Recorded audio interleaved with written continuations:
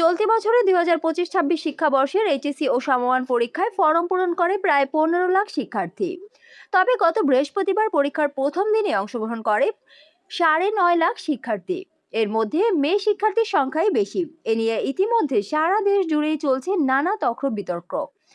মঙ্গলবার সকাল থেকে ঝিনাইদহের বিভিন্ন এলাকা ঘুরে অভিভাবক ও জনসাধারণের নানা মত পাওয়া যায়। কেউ বলছেন রাজনৈতিক প্রভাব, আবার কেউ বলছেন দারিদ্রতা। আসলে আমি মনে করি যখন ইন্টারমিডিয়েট অবস্থায় একটা ছাত্রছাত্রী থাকে তখন তাদের বয়সের সময় তারা আর্থিক অনটনের কাছে আহ, আর্থিক সমস্যায় ভোগে। কিছু মেয়েদের সে সময় বিবাহ হয়ে যায় এবং মাদকাসক্তির কারণেই এই কারণেই এইচএসসি পরীক্ষায় অনুপস্থিতটা বেশি দেখা যায় এই বলে আমি মনে করি। বর্তমান প্রেক্ষাপটে বাংলাদেশের বিভিন্নভাবে অবক্ষয়, রাজনৈতিক, সামাজিক এবং স্কুল গোয়িং ছাত্রদের বাল্য বিবাহ নানান কারণ।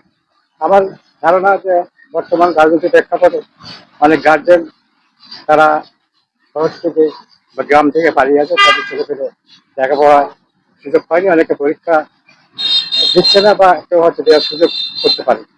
এই সমস্ত প্রেক্ষাপটে পরীক্ষার্থী কম হওয়ার কারণ বলে মনে হয়।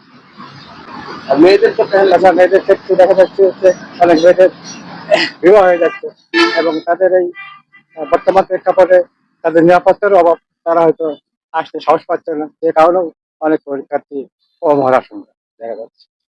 তবে সব ছাপিয়ে তর্কের শীর্ষে উঠে এসেছে শিক্ষা ব্যবস্থায় ফ্যাক্ট মিলন সাহেব।